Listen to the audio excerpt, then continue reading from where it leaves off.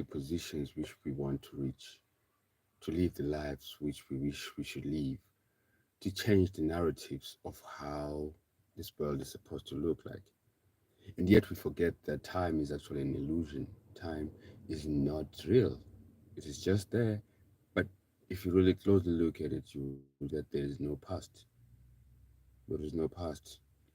The past is basically, a memory retrace. That is what the past is. And the future, and there's no future really. There's no future. Because the future is basically, you know, a borrowed now or imagined now. And so, in this live today, we want to dive deep into ways of utilizing not the now, because the brain is forever wishing to divert to the past or to divert to the future, and it's never really where it's supposed to be. And that's the purpose of the video that we're making right now. I'm just going to type down. If you're new to this channel, welcome. My name is Tefra. I speak all things God, all things Bible, all things motivational, all things change your lifestyles, and we bring different topics at different times. So if you're watching this after we've already done the live, you're at the right place. Don't go away. There are valuable lessons for you, and we will definitely give them to you. So I'm just going to type now the topic. Okay, I'm just going to type the topic, and then we will be the power of now. Done. And then we'll dive straight deep into it, as we always do. What to have basics, just to have a foundation of what we're talking about. There, there's always need for you to actually perceive the way you're perceiving, to actually think about the things that you think the way you think about them, and to bring out the best in what you do. But most of the times, we always postponing. Most of the times, we're postponing and saying, "Okay, I'm gonna do this when this happens. I want to do this when this happens. I want to do this when this happens," and we're never really having enough time to actually do what we said we'll do. And that is the trickiest thing. I want to give you basically five, if not 10, depending on the time I'll have here, means of how you can actually live in the now. The ability to actually live in the now, because living in the now pertains to adjusting your brains to accept where you are, and not always, we're going to have, let me just divide this into three. I'm going to give you the dangers of diving in allowing your brain to dive a lot into the past. And then I'm going to come and give you the dangers of allowing your brain to dive or move into the future, you know. And then I'm going to give you the benefits of allowing yourself to live in the present moment, to actually, cherish the moment that you see. So, as we have already established this point, that there is nothing like the past. That's just an illusion that's been given to us. The past is basically a memory retrace. You're just going back in time in your head, but you're not really there. You're not really in the past. Does that mean when you start thinking about the past, are you really in the past? Or in your head, you're feeling like you're in the past? But the real truth is, you are not really in the past. It's all happening in your head. That's the reason why I'm saying we don't really have the past. We don't really have it. You know, we can think about our parents that died, yes, but how does that change the now? You know, and at the same time, we don't really have the future, man. We don't, because the future is basically the imagined now.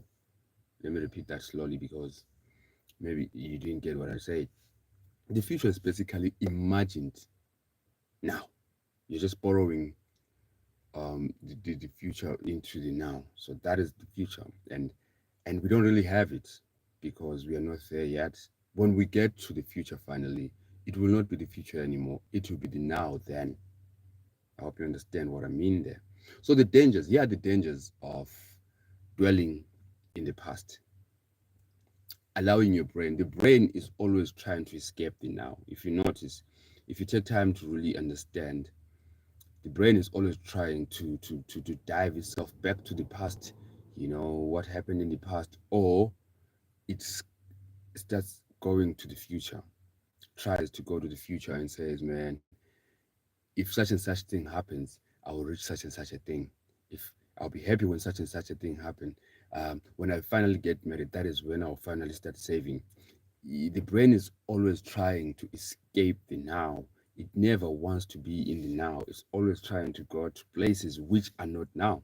That's why Jesus is saying, man, look, man, don't worry about what tomorrow, or don't the worries of tomorrow are not supposed to bother you, because tomorrow will take care of itself. What he was trying to tell you there is this: he was trying to notify you that for the longest of times, he understood that the brain is always trying to run away from the now. And so, as I promised, I'm going to dive deep. Here are the dangers of always dwelling in the past. Number one, the greatest danger of always dwelling in the past is this: we lose the essence of what we're doing right now. We lose the importance of going through each day the best way we can go through it. The moment we start dwelling in the past, we cannot fathom, or we cannot appreciate the present moment that has been given to us. We cannot appreciate it, because the present moment that has been given to us is the moment that God has given to you right now. He has not given you the past. The past has already come and is already gone. But the moment we allow ourselves to dive deep into thinking more of the past, we are not appreciating that which God has given to us right now. That's the first danger of dwelling in the past. We can never appreciate. So, the first danger, number one, of dwelling in the past is we can never fully appreciate what God has given us in the present moment as long as we are dwelling in the past. Number two, we cannot see clearly, you know, that the past is never gone. We cannot fix anything in the past. We are trapped into thinking about the past, but we cannot see clearly that we can never go back in time and fix that which we made in the past. So what we are beating ourselves with right now is regret. That's the only thing that you can hit yourself with. That's the danger of dwelling in the past. You can only hit yourself with regret. That's the best you can do. You can only regret this. You can only regret that. I wish I could have done things better. I wish I could have. Stop, bro. It is the time that you're spending putting yourself out there in the past that is really detrimental and killing you and killing your abilities at this very present moment. So I've given you two dangers of why dwelling in the past. I said number one, dwelling in the past destroys yourself to appreciate the present moment. You cannot appreciate the present moment as long as you are dwelling in the past. You understand? Number two, we cannot change the past. The moment which all it brings is regret. How many people are living their lives wishing that they could have done better, wishing that they could have, you know, changed the way they treated their wives back in the day, or they could have been more there with their children. You see, the very thought of one of the things that, without realizing that we do, like things that bring out adrenaline, for example, fast racing, bungee jumping. What else do we do? What other activities do we do that bring adrenaline? So I spoke about fast racing, ice skating. All those things that we do subconsciously, we are doing them because we are trying to be in the present. There is no stress when you're doing those things. There is no doubt. There is nothing that is in your mind really. You're just in the present during the time. And so those are the things that I'm speaking about right now. And those are the things that I'm trying to bring about. You see, when you're having a fast race car, you cannot think of your problems during that time. The only thing that you're thinking about is the moment, that very same moment where you are. The moment where you are in that car is the moment. That's the only thing. Your world is complete right there. You're not thinking about this, you're not thinking about that. Only that you're thinking about is the moment where you are. So those activities allow us and get us to be in those spaces where we can actually do the things that we can do. So subconsciously, we do those activities just to be in the moment. I've given you two already, the dangers of dwelling in the past. Let's go to the third one. What other dangers do you think are there of dwelling in the past? The other dangers that are there is this: we cannot plan for the future when we're dwelling in the past. Being in the past allows you to, see your mistakes. That I accept.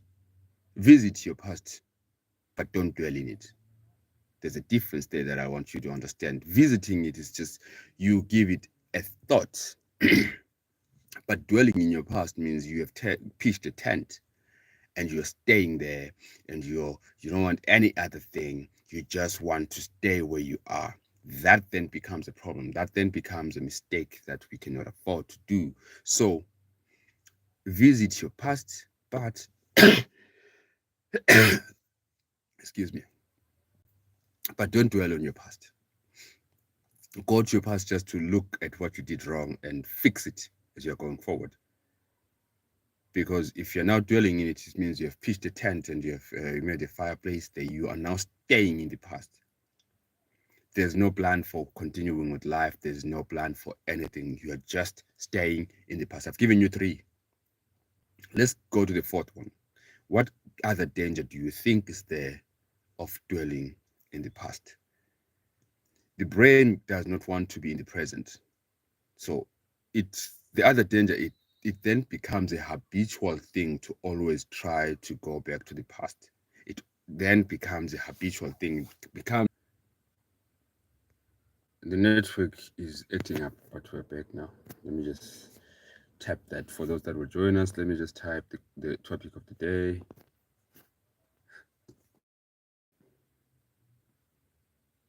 Okay. All right.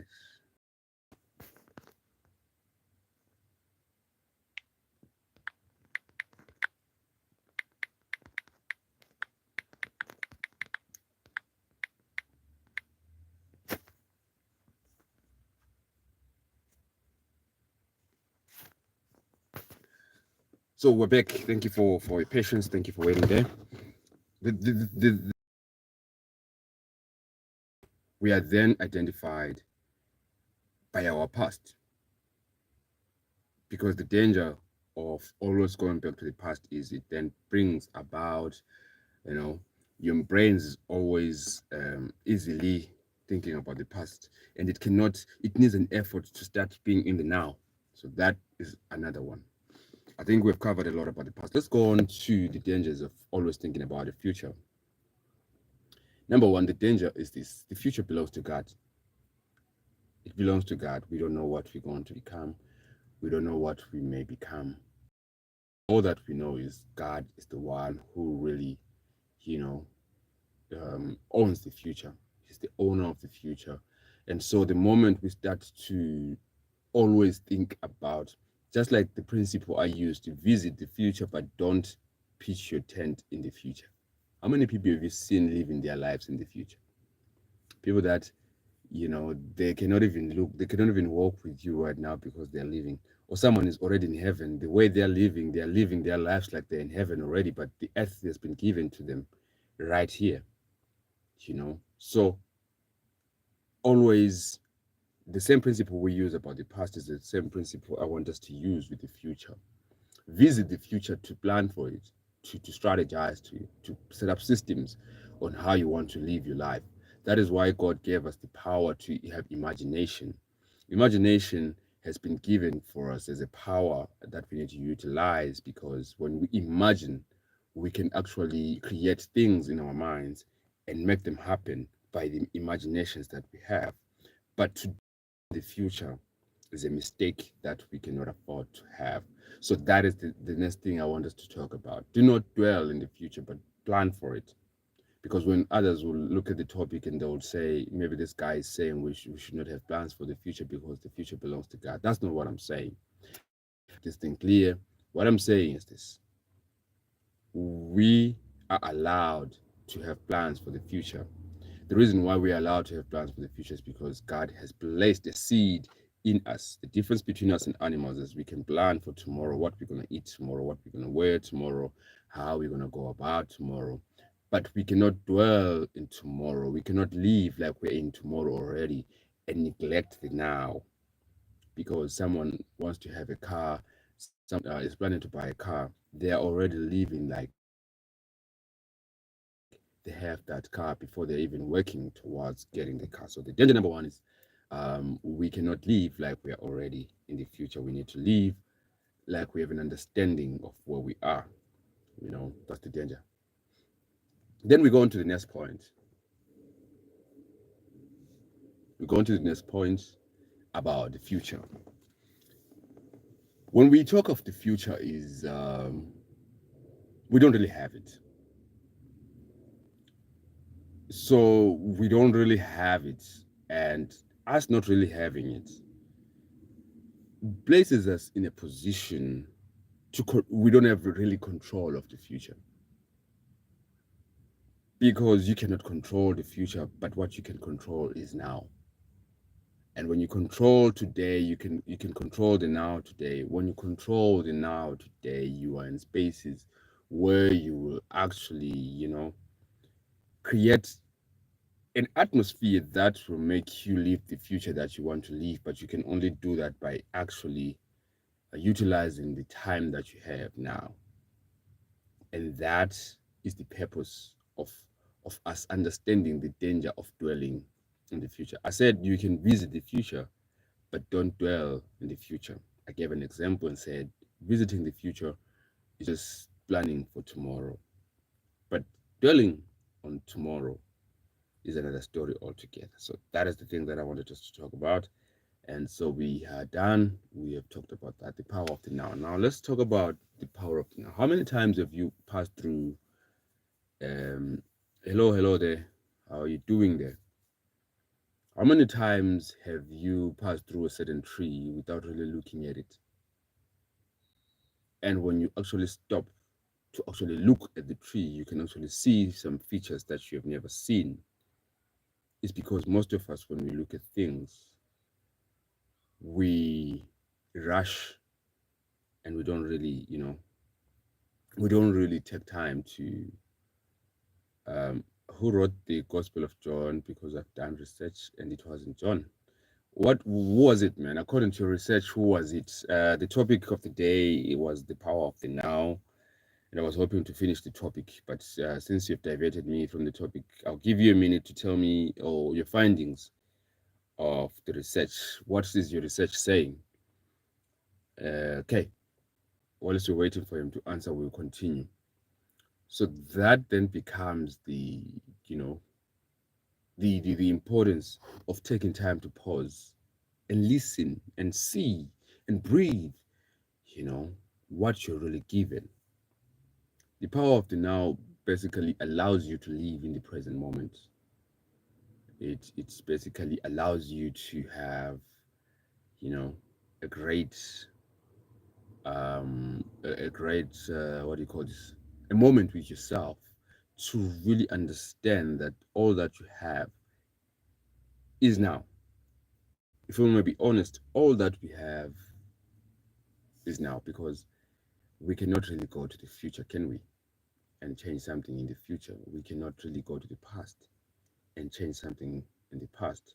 The power that we've been given is to be here today with ourselves and to move so that which we can change is basically here today.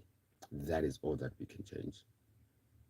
The powers, I don't know, maybe most people have watched a lot of superhero movies, and in superhero movies someone can go back to the past, or someone has powers to divert, move into the future. But to be having the real reality of what we're talking about right now is today is the day that the Lord has given to us. In it we shall rejoice. Today is the day that the Lord has given unto us. In it we shall rejoice.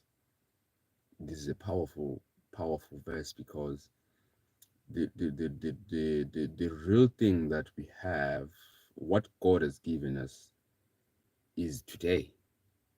Even tomorrow is not promised to anyone. Tomorrow is not promised to anyone because the verse is saying, this is the day that the Lord has made. In it, I will rejoice. Meaning to say, I cannot rejoice for tomorrow, you know. Neither can I go back to the past. Hey, Dino Gaming, how is it? Hope you're well. Hope you're well. So, the only time you can have of rejoicing is today. Why is it that you are scared or afraid of what tomorrow might bring? And in you being scared what tomorrow might bring, you are stealing away the joys that today was supposed to bring to you. And so God is saying, look, man, I've not given you tomorrow. So all the prayers that you're making, that's why when you read this, what do you call this? That prayer that Jesus taught us, he's saying, give us today, our daily bread. This tells me that this prayer is supposed to be uttered on a daily basis. The prayer didn't say, give us today tomorrow's bread and also the day after tomorrow's bread. It's a principle that God was trying to put in our minds to say, each and every day, we are supposed to pray just for that day's bread. Even when manna was coming, manna was falling, and the instruction was, take enough for the day. Others who agreed it took more. What happened to it? It went bad. Tomorrow they couldn't eat it.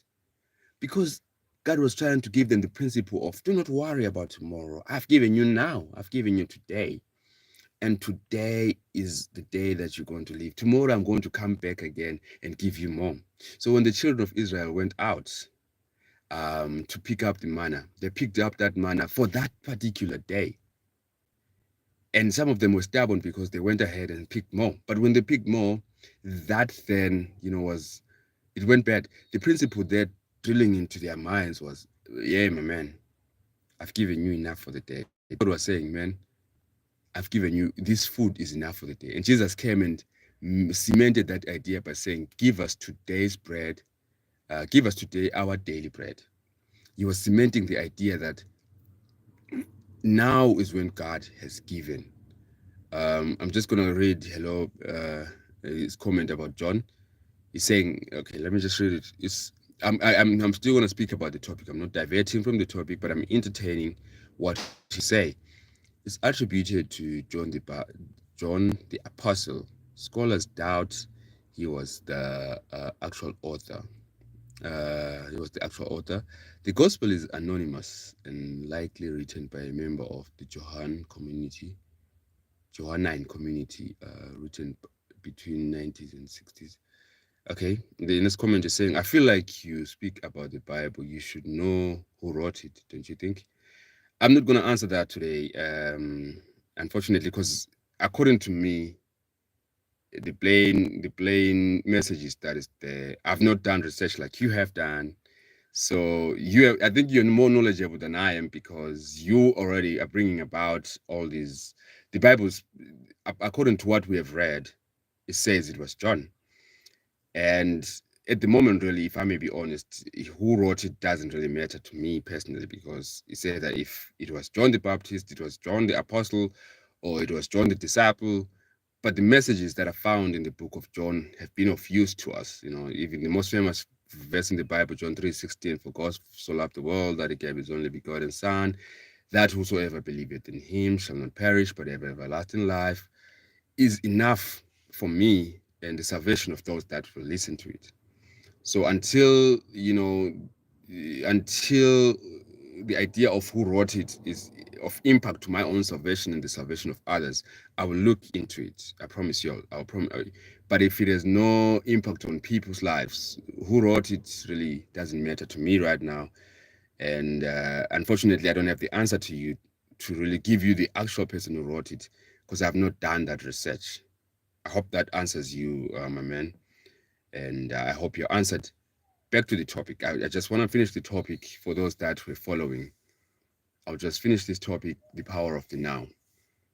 So we've given the examples that we've given. We've given the example of the bread falling, the manna that fell during the time of the Israelites in the Old Testament. And we say that the bread did not fall for the whole week, it fell for the purposes of that particular day. And we've established the point that the Lord was trying to drive a point to his people to say, man, look, I'm not going to give you the bread for the whole week. I'm not going to do that. But so that you understand that each and every day you need me. So that, hi, Luca, how are you doing there? So that you have an understanding that each and every day you need your Savior. I'm going to make this bread fall each and every day. So when it's going to fall each and every day, the only thing you really have is now. By now, I mean during that day. The only food that you have is for the now on that particular day and not any other day. That is the only bread that is going to come to you. Others were stubborn. They said, look, man, there are a lot of bread here. Let's pick more. They picked more bread than the one that was supposed to be picked. It became rotten. And that was a lesson to the children of Israel to say, man, look, you don't have the future, man. The only thing you really have is today. And we have the second point we spoke about is Jesus came and he cemented this point of living the now by simply saying, give us today our daily bread. He was cementing subconsciously to our brains to say, look, man, the Lord is not going to give you bread for the whole week. But each and every day you're supposed to come back to him and appreciate the now and say, Lord, look, Lord, you are God. Give us today our daily bread. All that we really have is now. The Lord has been trying to put this in our minds for the longest of times. But some of us seem to be drifting away to the future and moving backwards to the past. The best that I can say right now is this.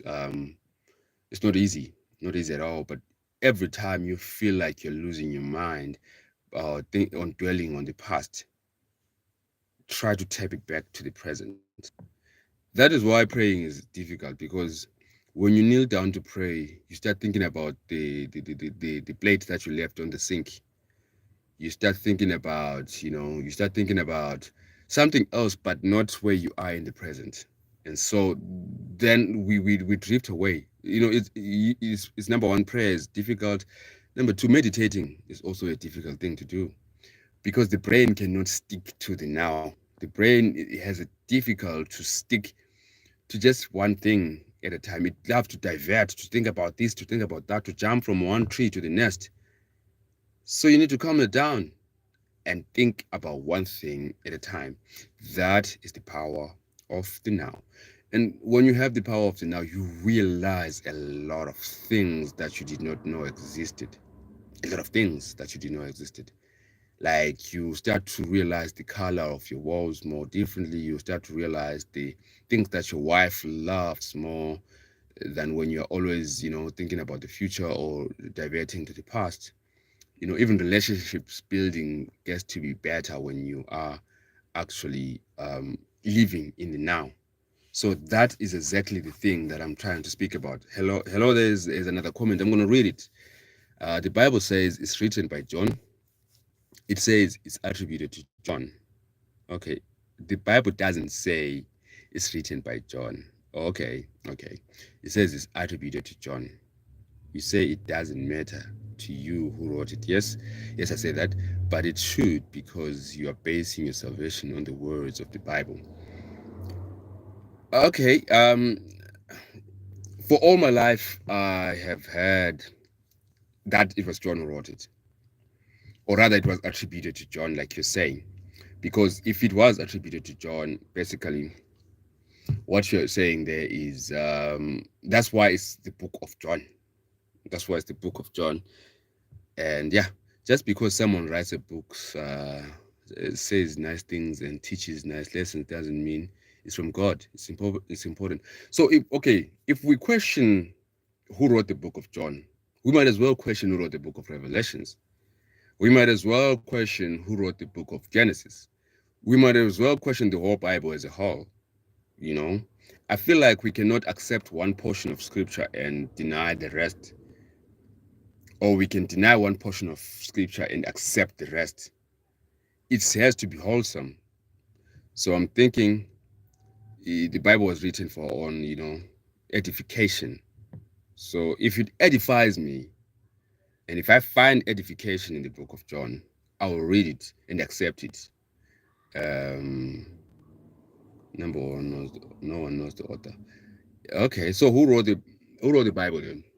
I understand you have already diverted me, and now I'm not speaking about the topic that I wanted to speak about. But well, since you're here and you're here, do research. These are Christian scholars saying says okay, I would certainly look into it. I'll certainly look into it. Research. Thank you for that. I'll look into who wrote the book of John, and hopefully, maybe if I have my findings when I come back to doing the lives. Hopefully, I will see you on this platform, and we can discuss further what I found, and you can tell me further where exactly you read what you read, and yeah, that can basically be a productive discussion that we can have. But other than that, I think we've covered the topic. For the rest of us that will watch this after the live is done, here's a summary of what we spoke about, and here's a summary of why it is important to dwell on the now. Number one, we dived into three. We divided life into three. Life has three things, and out of the three things, the only thing that is real is now. It is the memory lane, and it is the future. Both these two are imaginary and are not real. That is what we established when we started. And we say that the past is basically a memory trace. It's something that's in your mind replaying, but it is replayed in the now. That is what we said.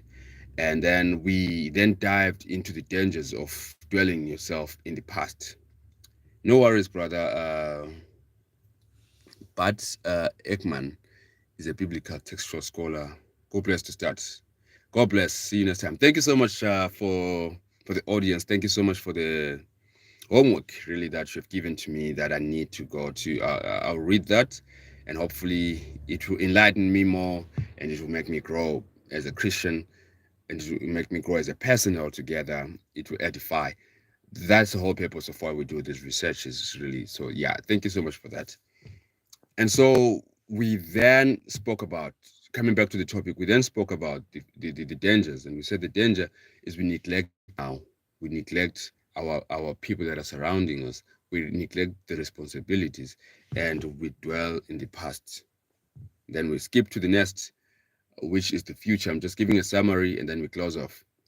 And then we spoke about the future, and we said the future is not really in our hands, and that God hates us always thinking and worrying about the future, because He's saying, look, man, do not dwell on the future. The future has its own worries, it will take care of itself.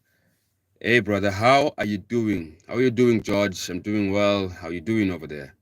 I hope all things are well for you. And then we then spoke about the beauty of dwelling in the now. And we said, right now is the best time to be now. So that was all that we spoke about during our talk today. God bless us all. I hope you live in the present. I hope you find your peace right now. I hope you find your financial breakthrough right now. I hope you breathe in and out right now. I hope you're healthy. And I hope you realize what's going around you right now. I hope you love the people you're supposed to love right now. I hope you don't jump and dwell in the future much. I hope you just visit the future to plan for it, but not to dwell in it. I hope that God blesses you today, as He's saying, give us today our daily bread. I hope your daily bread is given, and I hope you're sustained. That is my hope for you today. God bless you. See you on the next one.